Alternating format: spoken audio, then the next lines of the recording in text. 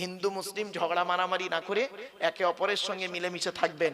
দুনিয়াতে চলতে গেলে একে অপরের মুআশারাত মুআমালাত, একে অপরের প্রতি ভালো সম্মান শ্রদ্ধা রাখবেন, একে অপরের বিপদে ঝাঁপিয়ে পড়বেন। কিসের হিন্দু কিসের মুসলিম মারামারি করেন? আপনারা কি জানেন হিন্দুদের রক্তের ভিতরে মুসলমানদের রক্ত আছে, আর মুসলমানদের রক্তের ভিতরে হিন্দুদের রক্ত ঢুকে আছে। আপনাদের এলাকায় ব্লাড ডোনেশন ক্যাম্প হয়, রক্তদান শিবির হয়, তা ব্লাড যখন নেওয়া হয় তখন বলা হয় নাকি এই ও হিন্দু ওর রক্ত আলাদা কর, ও মুসলিম ওর রক্ত আলাদা কর, বলে নাকি? আরে ব্লাডের মধ্যে কাস্টের কোনো ডিভাইডেড থাকে না, ব্লাডের মধ্যে কালারের কোনো ডিভাইডেড থাকে না, ব্লাডের মধ্যে জেন্ডারের কোনো ডিভাইডেড থাকে না, ব্লাডের মধ্যে গ্রুপের ডিভাইডেড করা হয়। ব্লাডের 4টে গ্রুপ, এ বি আর ও, প্রত্যেকটার মাইনাস প্লাস। এখানে অনেক মানুষ বসে আছে, দাঁড়িয়ে আছে, ও নিজের ব্লাড গ্রুপ কি ও নিজেও জানে না। আফসোস, দুঃখ লাগে। আর মুসলমানরা তো এদিকেই পিছিয়ে। মুসলমান লেখাপড়ায়, শিক্ষা দীক্ষা, চিন্তা ভাবনা, গবেষণায় পিছিয়ে। ছোট্ট একটা উদাহরণ দিচ্ছি, রেগে যাবেন না কেউ। আচ্ছা, বর্তমান পৃথিবীতে ইহুদিদের সংখ্যা বেশি না মুসলমানদের সংখ্যা বেশি? বলুন না, একটু কথা বলুন। ইহুদিদের সংখ্যা বেশি না মুসলমানদের সংখ্যা বেশি? মুসলিমদের সংখ্যা বেশি। এক কোরআন, এক মুহাম্মদ সাল্লাল্লাহু আলাইহি ওয়াসাল্লাম থেকে 200 কোটি এখন মুসলমান, ঠিক না বেঠিক? ইহুদিদের সংখ্যা খুব কম, খুব কম ইহুদিরা। তো ইহুদিদের সংখ্যা যদি কম হয়, মুসলমানদের সংখ্যা যদি বেশি হয়, যুক্তি কি বলে? বর্তমানে মার খাচ্ছে কারা? মুসলমানরা বেশি না ইহুদিরা বেশি? কেন? এদের সংখ্যা তো 200 কোটি, এরা মার খাচ্ছে কেন? কারণ হচ্ছে কি জানেন? শোনেন, কুল হুয়াল, কোরআনে আছে, কুল হুয়াল কাদিরু আলা আন ইয়াবাসা আলাইকুম আযাবাম মিন ফাওকিকুম আও মিন তাহতি আরজুলিকুম আও ইয়ালবিসাকুম শিয়াআ ওয়া ইউযীকা বা'দাকুম বা'সা বা'দ। কোরআনের দলিল বাবা, আমার কথা নয়। সূরা আনামের মধ্যে আল্লাহ বলছেন, নবী তুমি বলে দাও আমার আযাব হলো 3 ধরনের। কয় ধরনের? কয় ধরনের? আমার আযাব 3 ধরনের। 1 নাম্বার হলো মাথার উপর থেকে আযাব আসবে, শাস্তি। 2 নাম্বার হলো পায়ের তলা থেকে শাস্তি, আযাব আসবে, মানে ভূমিকম্প টুমিকম্প ইত্যাদি। আর 2 নাম্বার হলো পৃথিবীর উপরে আযাব, শাস্তি। এই আয়াতের পিছনে একটা হাদিস আছে। আল্লাহর নবী মুহাম্মদ সাল্লাল্লাহু আলাইহি ওয়াসাল্লাম আল্লাহর কাছে 3টে দোয়া চেয়েছিলেন, তার মধ্যে 2টো কবুল হয়েছে, একটা কবুল হয়নি। কি দোয়া চেয়েছিলেন? আল্লাহর নবী মুহাম্মদ সাল্লাল্লাহু আলাইহি ওয়াসাল্লাম আল্লাহকে বললেন, আল্লাহ আমি আপনার কাছে এই দোয়াগুলো চাইছি। কি নবী কি চাইছেন আপনি বলুন। তখন আল্লাহ রাসূল বললেন, আল্লাহ আমার উম্মতদেরকে আপনি দয়া করে না খাইয়ে মেরে ফেলবেন না, ক্ষুধা দিয়ে মারবেন না। আল্লাহ বললেন, নবী এ দোয়া কবুল হয়ে গেল, আপনার উম্মতদেরকে আমি না খাইয়ে মারবো না, ওরা খেয়েই ওরা মরবে, চিন্তার কোনো কারণ নেই। তো উম্মতে মুহাম্মাদিয়া এত খাওয়া খাচ্ছে, কোলেস্টেরল বেড়ে যাচ্ছে, সুগার খেতে খেতে সুগার হয়ে যাচ্ছে, আবার এত খাওয়া খাচ্ছে ভুঁড়ি বেড়ে যাচ্ছে, অসুবিধা নেই, যাক। 2 নাম্বার নবীজি দোয়া চাইলেন কি, যে আল্লাহ আমার উম্মতদেরকে আপনি ওই ফেরাউনের সঙ্গীদের সাথে, যেমন সঙ্গীরা যেমন মরে গিয়েছিল পানিতে ডুবে, ওই রকম ভাবে আপনি মারবেন না আমার উম্মতদেরকে। আল্লাহ বললেন, নবী এ দোয়া কবুল হয়ে গেল, যান আপনার উম্মতদেরকে আমি পানিতে ডুবিয়ে মারবো না। আল্লাহ ওয়াদা করলেন, আপনার উম্মতদেরকে আমি পানিতে ডুবিয়ে মারবো না। যদি 2-1টা কোনো কারণে মরে যায়, তাহলে শহীদের মর্যাদা সে পেয়ে যাবে। চলে বলুন, হয়ে গেল। 3 নাম্বার দোয়াটা চেয়েছিলেন কি জানেন? এইটা কবুল হয়নি। সেটা বলেছিলেন, আল্লাহ আমার উম্মতরা যেন নিজেদের মধ্যে মারামারি করে না মরি। আল্লাহ বললেন, নবী এটা আর কবুল হলো না। বড় দুঃখ লাগে কি জানেন? এই কোরআন পাঠালো আল্লাহ কোরআনে বললেন, ওয়াতাসিমু বিহাবলিল্লাহি জামিয়াম ওয়া লা তাফাররাকু, তোমরা আল্লাহর রশিকে মজবুত করে ধরো, আল্লাহর কোরআন নবীকে অনুসরণ করে মজবুত করে ধরো, নিজেদের মধ্যে মারামারি ঝগড়া করিও না। আর আমরা কি করলাম জানেন? এই কোরআন কিনে সারা পৃথিবী গবেষণা করলো। America, London, France, Britain, Japan, Jordan, জার্মানির ঠান্ডা করে বসে বসে কোরআন কিনে গবেষণা করলো। কারা করলো? Humphry Davy, Michael Faraday, Einstein, Isaac Newton, doctor Maurice Bucaille, mister Cook, mister জাবিরিন, mister Campbell, Raja Rammohan Roy, Ishwarchandra Vidyasagar, Rabindranath Tagore, Acharya Jagadish Chandra Bose, Francis ডেক, Williams Keith Moore, Williams Harvey, Thomas, George Bernard, এরা কোরআন কিনে গবেষণা করলো। আর আমরা কিছু মৌলবি, সকলে নয়, ভুল হবে বলা, আমরা কিছু মৌলবি কি করলাম, এই কোরআনটাকে নিয়ে তেল পড়া, পানি পড়া, ওয়াজ করা, খতম পড়া, তাবিজ মোড়া, ঘর বন্ধ করা, আর নিজেদের মধ্যে মারামারি করা। কিরকম মারামারি?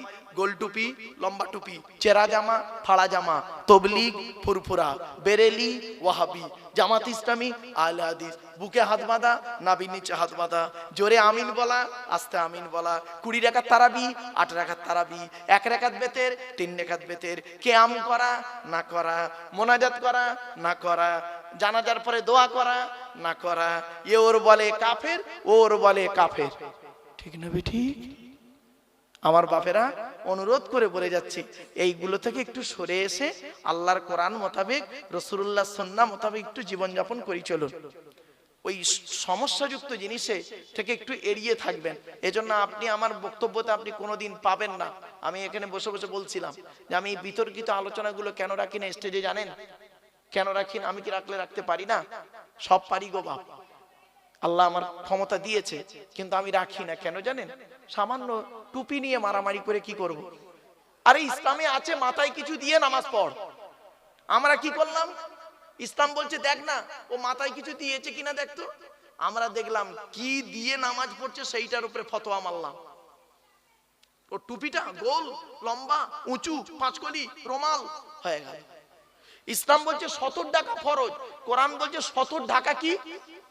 বলুন না, কথা বলুন। 70 ঢাকা লজ্জাস্থান ঢাকা কি? ফরজ। ইসলাম বলছে 70টা ঢেকেছে কিনা দেখতো, ও লজ্জাস্থান দেখা যাচ্ছে কি দেখ, ঢেকেছে কি দেখ। আমরা কি করলাম জানেন? কি দিয়ে ঢেকেছে তার উপরে ফতোয়া মারলাম। ও লুঙ্গি পরে নামাজ পড়ছে, ওর নামাজ কবুল হয়ে গেছে। ও পায়জামা পরে নামাজ পড়ছে, ওর নামাজ জান্নাতে ঢুকে গেছে। আর ও প্যান্ট পরে নামাজ পড়েছে, ও কাফের বেঈমান মুশরিক হয়ে গেছে। ব্যাস হয়ে গেল। এই তো হয়েছে আমাদের অবস্থা। এজন্য আপনাদের আমি অনুরোধ করে বলে যাচ্ছি, চেষ্টা করুন আল্লাহর কোরআন, নবীর সুন্নাহ মোতাবেক, হাদিস মোতাবেক কথাগুলো আলোচনা করতে, শুনতে, বুঝতে, আমল করতে যেন আল্লাহ তৌফিক দান করে। বলুন আল্লাহুম্মা আমিন। এবার আসছি, আল্লাহ বলছেন তো দেহের মধ্যে 3টে জিনিস আলাদা। 1 নাম্বার কি? ব্লাড গ্রুপ আলাদা। 2 নাম্বার কি? শুনে নিন, চোখের রেটিনাটা আলাদা। চোখের রেটিনা এটা আলাদা, এক নাই কারো, কোরআনে দলিল। 3 নাম্বার হলো ফিঙ্গারপ্রিন্ট। আধার কার্ড করার সময় ফিঙ্গারপ্রিন্ট দিয়েছিলেন, এই ফিঙ্গারপ্রিন্ট আলাদা কোরআনে আছে। আয়াহসাবুল ইনসানু আল্লাহ নাজমা ইজওয়ামা বালা কাদিরিনা আলা আন নুসাউবিয়া বানানা। সূরা কিয়ামার মধ্যে আল্লাহ বলছেন, মানুষ কি মনে করেছে আমরা মরে গেলে পচে গেলে হাড় হয়ে যাব, পুড়ে ছাই হয়ে যাব, কিয়ামতের মাঠে আল্লাহ তুলতে পারবে না? এই পৃথিবীতে যেমন ওদের বুড়া আঙুলের ছাপ যেমন কারোর সঙ্গে যেমন কারোর কোনো মিল নেই, কিয়ামতের মাঠে কারোর সঙ্গে কারোর কোনো মিল পাবে না। জোরে বলুন সুবহানাল্লাহ। এ কোরআন কে নিয়ে গবেষণা করলো সারা বিশ্ব, আর আমরা সেই কোরআন থেকে পিছিয়ে পড়ে রইলাম। চলুন আরো দুটো এগিয়ে যাচ্ছি। তাই আল্লাহ রাব্বুল আলামিন বলছেন, হে আব্দুল্লাহ কিল মারুফ, তুই এই উত্তর 24 পরগনার লোকেদের আমার কোরআনের বাণী কতটা শোনাবি, আমার নিয়ামতের কথা কি শোনাবি রে ওদের? তুই শেষ করতে পারবি? কোরআন বলছে, ওয়ালাউ আন্নামা ফিল আরদি মিন শাজারাতিন আকলামু ওয়াল বাহরু ইয়ামুদ্দুহু মিন বা'দিহি সাবআতু আবহুরিম মা নাফিদাত কালিমাতুল্লাহ। 21 নম্বর পারার 12 নম্বর পৃষ্ঠা 13 নম্বর লাইন, সূরার নাম সূরা লোকমানের মধ্যে আল্লাহ পাক জানিয়ে দিলেন, পৃথিবীর সমস্ত বৃক্ষগুলোকে যদি কলম বানাস, সমুদ্রের পানি নিয়ে যদি কালি তৈরি করিস, আমার গুণগান যদি লিখতে শুরু করিস, লিখেও শেষ করতে পারবি না। অন্য আয়াতে আল্লাহ বললেন, ওয়া ইন তাউদ্দু নি'মাতাল্লাহি লা তুহসুহা। আল্লাহ পাক বললেন, পৃথিবীর নিয়ামতগুলোকে যদি তোরা গণনা করতে শুরু করিস, গুণেও শেষ করতে পারবি না। এজন্য আমার বাপেরা, এই পৃথিবীর নিয়ামতের ভিতর থেকে একটা শ্রেষ্ঠ নিয়ামত হলো আল্লাহ রসুলকে পাঠানো, আর আরেকটা নিয়ামত হলো কি? রসুলের উপরে কোরআন নাযিল করা। জোরে বলো। সেই কোরআন আমার সামনে রয়েছে। আজকের এই কোরআন থেকে একটা সূরার সংক্ষিপ্ত আলোচনা আপনাদের কাছে রাখবো। শুনতে রাজি আছেন বাপ? হ্যাঁ, চলো। আগে এবার কোরআনের আচ্ছা কোরআন যার উপরে নাজিল হয়েছে তার পরিচয় দেবো, তারপরে কোরআনের পরিচয় দিয়ে কোরআনের ওই সূরাটির ভিতরে ঢুকে যাব। চলো, কোরআন যার উপরে নাজিল হয়েছে তার নাম কি? মুহাম্মদ সাল্লাল্লাহু আলাইহি সাল্লাম, তাই তো? আচ্ছা, নবীদের পরিচয় কটা শুনে নিন। নবীদের পরিচয় হলো তিনটে। কটা কটা কটা? তিনটে। আল্লাহর পরিচয় হলো চারটে, মাথায় রাখুন। নবীদের পরিচয় হলো তিনটে। কি কি? এক নাম্বার, যিনি নবী হবেন তার চরিত্র উত্তম হতে হবে।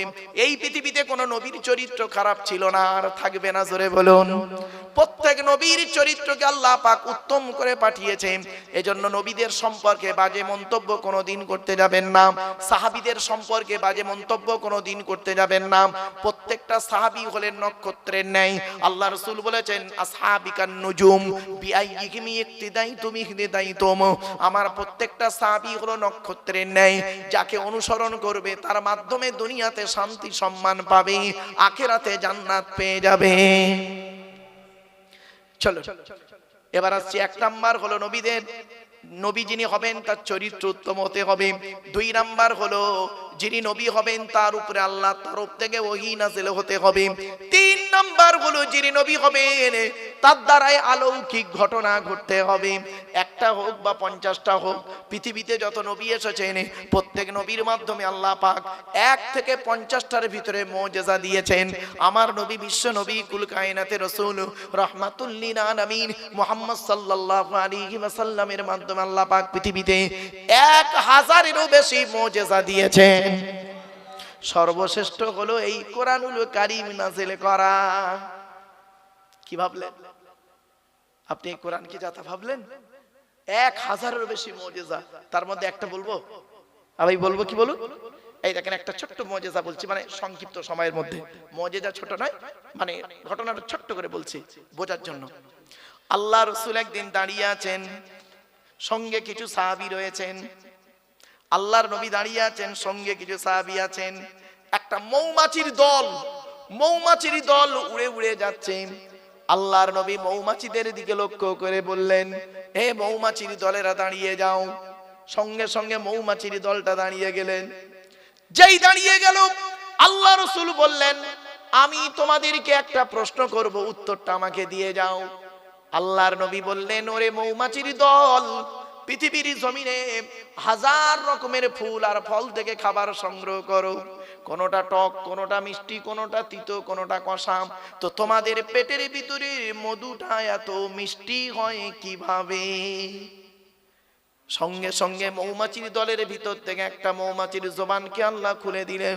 ওই সময় সঙ্গে সঙ্গে একটা মৌমাছি বলল, কি জানেন? আসসালামু আলাইকা ইয়া রাসূলুল্লাহ, আসসালামু আলাইকা ইয়া হাবিবাল্লাহ। আমরা হলাম কর্মী মৌমাছি, আমাদের চাকে রানী মৌমাছি বসে আছেন। তিনি আমাদের আদেশ করেছেন, তোমরা যেখান থেকে মধু সংগ্রহ করবে,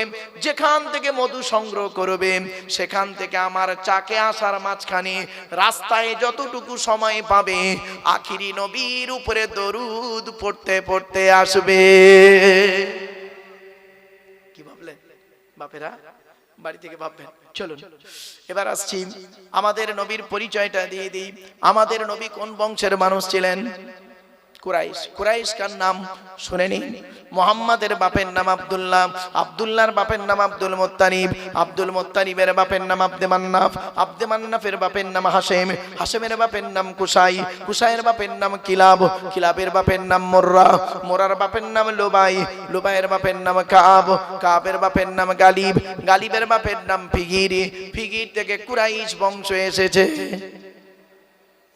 বাবা সুবহানাল্লাহ বলতে এতই কষ্ট আপনাদের? যদি কষ্ট হয় আর বলবো না সুবহানাল্লাহ বলতে, চিন্তার কোনো কারণ নেই। রাসূলুল্লাহর পরিচয় পাচ্ছেন আপনি। শুধু তো আমরা পরিচয় না দিয়ে নবী নবী করে চিৎকার করি। চলুন, নবীর বাপের নাম আব্দুল্লাহ, মায়ের নাম আমিনা, দাদার নাম আব্দুল মুত্তালিব, দাদির নামটা কি? নেতিলা বিনতে কব্বাব ব্রাকেটে ফতেমা, কেউ বলেছেন সামিরা।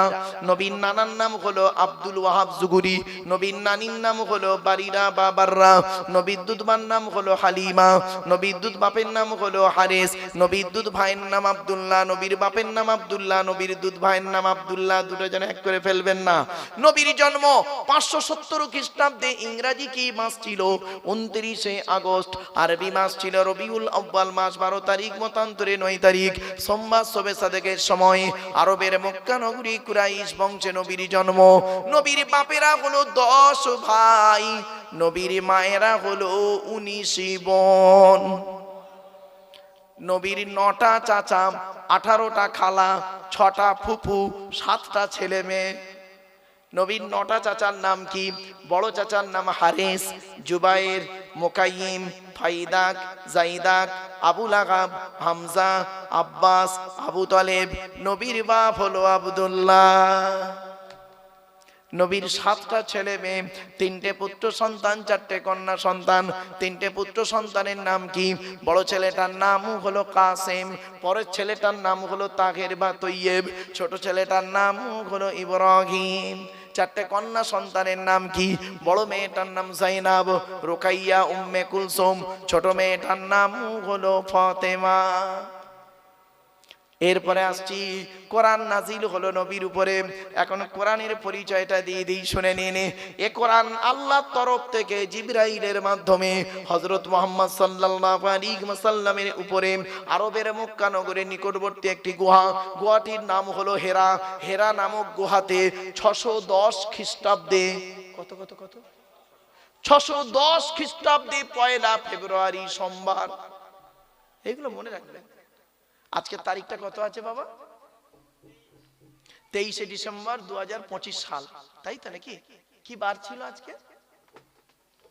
মঙ্গলবার। আর কোরআন এসছে কবে? 610 সালে। 610 সালে 1 ফেব্রুয়ারি সোমবার। বাড়ি থেকে দুটো সাল লিখবেন, উপরে লিখবেন 23/12/2025 সাল, আর নিচেই লিখবেন 2/1/610 সাল। মাইনাস প্লাস করবে, করলেই পেয়ে যাবে কতদিন আগে এই কোরআন নাজিল হয়েছে। 610 খ্রিস্টাব্দে 1 ফেব্রুয়ারি সোমবার কোরআনের প্রথম আয়াত নাজিল হলো, ইকরা, রিড, পড়ো পড়ো পড়ো। আর আমাদের প্রথম বাক্য এখন কি জানেন? রাগ করবেন না কেউ। গেল গেল গেল, পেট শান্তি দুনিয়া শান্তি। এই কোরআনে আছে 82 জায়গায় নামাজের কথা বিভিন্ন অ্যাঙ্গেলে, আর 92 জায়গায় আছে লেখাপড়ার কথা। আমরা লেখাপড়ায় পিছিয়ে আছি, রাগ করবেন না, খারাপ সেন্স নেবেন না কিন্তু। চলুন, এখানে অনেক মানুষ আছে দেখবেন, একদম বাস্তব বলছি, আমার মা বোনরা কেউ রেগে যাবেন না দয়া করে। অনেক বাড়িতে গিয়ে দেখবেন সামসেট গুলোতে বিশাল বড় বড় কিতাব কেনা আছে, ছেলে আমার আলেম হবে, মাস্টার, ডাক্তার, ইঞ্জিনিয়ার, প্রফেসর হবে। আর অনেক বাড়িতে গিয়ে দেখবেন সামসেট গুলোতে বিশাল বড় বড় তরকারির হাঁড়ি আছে, মাল বগরাইতে বেরোবে। বাবা, হাঁড়ি দিয়ে ঘর ভর্তি না করে কিতাব দিয়ে ঘর ভর্তি করুন। ছেলেকে ধনী না বানিয়ে জ্ঞানী বানিয়ে যান, ছেলেকে ধনী না বানিয়ে জ্ঞানী বানিয়ে যান। অনুরোধ করে বলে যাচ্ছি, শত মূর্খ লয়ে আমি স্বর্গে নাহি যাব, দ্বাদশ পণ্ডিত নিয়ে পাতালেই রব। 100 জন মূর্খ মানুষকে নিয়ে স্বর্গে গিয়ে কোনো লাভ নেই, 12 জন শিক্ষিত লোককে নিয়ে নরকে থাকা অনেক ভালো। মূর্খ বন্ধুর থেকে শিক্ষিত শত্রু ভালো। জ্ঞানী গুণী বুদ্ধিজীবী মানুষ লেখাপড়ার গুরুত্ব কত বেশি জানেন, শুনলে চমকে যাবেন। ছোট্ট একটা উদাহরণ দিচ্ছি, আপনাদেরকে অনুরোধ করে বলে যাচ্ছি, আপনারা যেমন ছেলেদেরকে মাধ্যমিক, উচ্চ মাধ্যমিক, বিএ পাস, এমএ পাস, আলেম, হাফেজ, মাস্টার, ডাক্তার, ইঞ্জিনিয়ার, প্রফেসর করাচ্ছেন, সাথে সাথে মেয়েদেরকেও মাধ্যমিক, উচ্চ মাধ্যমিক, BA pass, MA pass, আলেমা, হাফেজা, master, doctor, engineer, professor করাবেন। কারণ কি জানেন? ইংরেজিতে একটা কথা আছে, 1 mother's is equal to 100 teachers. একটা মা হলো 100 জন শিক্ষকের সমতুল্য। একজন পুরুষ যদি শিক্ষিত হয়, সে কেবল নিজেই শিক্ষিত হয়। একজন নারী যদি শিক্ষিত হয়, গোটা পরিবারটা শিক্ষিত হয়। নারী শিক্ষার গুরুত্ব খুব বেশি গো বাপ। এই কোরআনে 3টে সূরা আছে শুধু নারীদের আলোচনা। সূরা নিসার মধ্যে নারীদের আলোচনা, সূরা নূর নারীদের আলোচনা, সূরা আহজাব নারীদের আলোচনা। কোথায় আছেন আপনি? আপনি তো সব ভাবেননি কোনোদিন। এই কোরআনে আছে 250 রকমের হারাম। কত কত কত? 250 রকমের হারাম। আর এই কোরআনে আছে 250 রকমের হালাল। আপনি কটা হারাম জানেন? ওই সুদ খাওয়া, মদ খাওয়া, ঘুষ খাওয়া, বিয়ের পণ্য বা নারী নির্যাতন করা, জমির আল চুরি করা, হুক মেরে কারেন না, আর জানে না। 250 রকমের হারাম। 2-4টে বলবো? হ্যাঁ, এই দেখুন, স্ত্রীর পিতামাতাকে গালি দেওয়া হারাম। স্ত্রীর পিতামাতাকে শ্বশুর শাশুড়ি গালি দেওয়া হারাম। এবার আপনি এখানে বসে ভাবুন, ঈদের দিন রাতের বেলা একটু রাত করে ঘুমিয়েছেন, সকালবেলা আপনার স্ত্রী ঈদের দিন সকালবেলা উঠতে একটু দেরি করেছে, বেচারা উঠতে পারেনি ঠিক মতো, এখন খাবার তৈরি হয়নি, ও করেছে কি ঈদের নামাজ পড়তে যাবে, খাবার এখনো হয়নি, স্ত্রীকে করলো কি ঈদের দিন সকালবেলা তার মামাসি তুলে গালাগালি করলো, এমনকি মরা বাপটাকে কবর থেকে তুলে আনলো, মরা মাটাকে কবর থেকে তুলে আনলো, তার চোখের পানি ফেলেই দিয়ে ও করলো কি গোসল করে নতুন জামা কাপড় পরে আতশ সুরমা মেখে 2 রাকাত ঈদের নামাজ, মাঠে গিয়ে ঈদের নামাজ পড়ে ইমাম সাহেবের বুকে বুকে মিলছে, হাও মনে করলো ঈদের নামাজ আল্লাহ কবুল করে ফেলেছে। এত সোজা নয়। কোরআনে বলা হয়েছে নাসাবা ওয়া সিহরা, শ্বশুর জামাইয়ের সম্পর্ক আল্লাহ দিয়েছে, দিয়ে বংশ বিস্তার করেছে। কোথায় আছেন আপনি? আরেকটা বলছি শুনুন, আরেকটা হারাম। আল্লাহ রাসূল বলেছেন লানাল্লাহু মান সারাকা মানারাল আরদি, ওই সমস্ত লোকেদের প্রতি আল্লাহর গজব জাহান্নাম যারা জমির আল চুরি করে করে জমি বাড়িয়ে নেয়। কত আলচোর চাচা বসে আছে আল্লাহই ভালো জানি, রাগ করবেন না। আরেকটা হারাম দিচ্ছি, রাগ করবেন না আমাকে। আল্লাহ বলছেন ইন্নাল্লাযীনা ইয়াকুলুনা আমওয়ালাল ইয়াতামা যুলমান ইন্নামা ইয়াকুলুনা ফি বুতুনিহিম নারা ওয়া সায়াসলাউনা সাঈরা। 4 নম্বর পারা 17 নম্বর পৃষ্ঠা 14 নম্বর লাইন, সূরার নাম সূরা নিসা 10 নম্বর আয়াত। নিশ্চয়ই যারা ইতিমের মাল খেয়ে নেয়, ইতিমের মাল যারা খায়, ইতিমের মাল যারা ভক্ষণ করে, ওরা ওদের পেটে নরকের আগুনগুলো ঢোকাতে শুরু করে। আমি আল্লাহ ওদের নামে, ওদের জন্য সাইর নামক জাহান্নাম নির্ধারিত করে রেখে দিয়েছি। রাগ করবেন না। বাপ মারা গেছে, চাচা বেঁচে আছে, বাপ মারা গেছে, চাচা বেঁচে আছে, ছোট ছোট ভাইপোদের সম্পত্তি চাচা নিজের নামে রেকর্ড করে বসে আছে, উনি আবার হাজী সাহেব। করবেন না। যারা ইতিমের মাল খেয়ে নেয় তারা হলে জাহান্নামী। বাবা কত মাদ্রাসা আছে দেখবেন, কত মসজিদ আছে, কত ব্যক্তি আছে দেখবেন, এতিম বাচ্চাদের নামে চাঁদা তুলে, এতিমদের নামে চাঁদা তুলে নিজের গাড়ি বাড়ি বিল্ডিং করে ফেলেছে। বাবাজি আরো দেখেন হারাম কেমন বেরোচ্ছে টুকটুক টুকটুক করে। রাগ করবেন না, অতি বাস্তব কথা বলে যাচ্ছি। হুকমের কারেন্ট নিয়ে চাচা আমার পাকা চালিয়ে তাহাজ্জুদের নামাজ পড়ছে, চুরি করা কারণে পাকা চালিয়ে তাহাজ্জুদ। বাবা বাবা, হারাম শুনবেন, 250 রকমের হারাম আছে এই কোরআনে, 250 রকমের হালাল আছে এই কোরআনে। আমার বাপেরা, আজকে যে কিতাবের আলোচনা শুনতে বসেছেন, আমি এই জন্যই আপনাদেরকে বলেছিলাম ওয়াজ শোনার লোকের খুব অভাব গো বাপ, আওয়াজ শোনার লোকের অভাব নেই।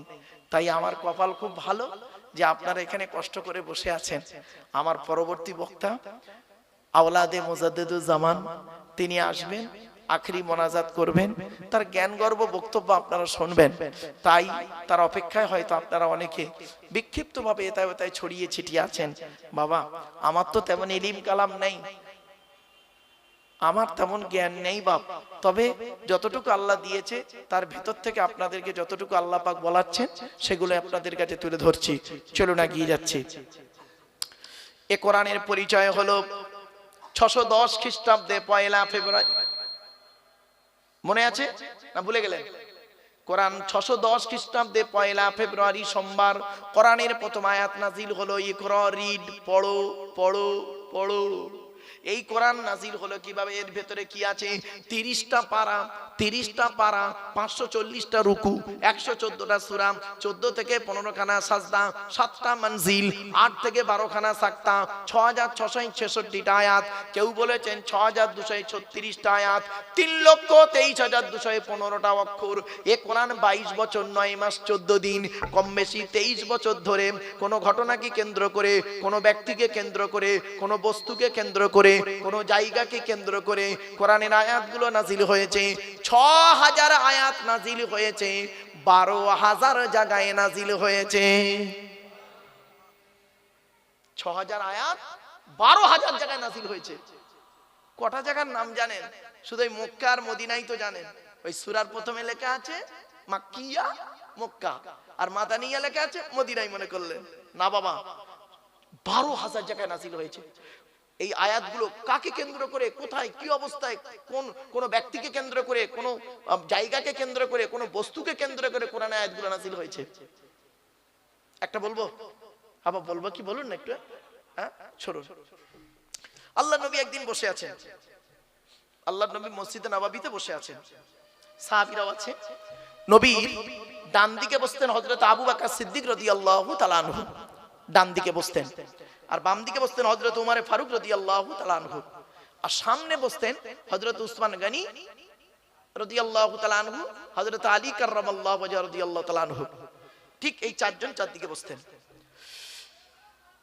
আল্লাহর নবীর ডান দিকে বাঁ দিকে যেজন সাহাবী বসতেন তারা হলেন নবীজির শ্বশুর।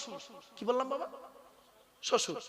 কারণ হযরত আবু বকর সিদ্দিক রাদিয়াল্লাহু তাআলা আনহুর কন্যা আম্মা জান আয়েশাকে নবীজি বিবাহ করেছিলেন। আচ্ছা, নবীর স্ত্রীরা হলো আমাদের কে? আম্মা জান। কে বললাম বাবা? আম্মা জান। এখন প্রমাণ কি? এই কোরআনে আল্লাহ বলেছেন, আমি বলিনি, কোরআন বলছে। দেখুন 21 নম্বর পারা 17 নম্বর পৃষ্ঠা, সূরার নাম সূরা আহজাব। আল্লাহ বলছেন আন-নাবিয়্যু আউলা বিল মুমিনিন ওয়া আজওয়াজুহু উম্মাহাতুহুম। মুমিনদের কাছে সর্বোত্তম হলো নবী, আল্লাহর পরে নবী।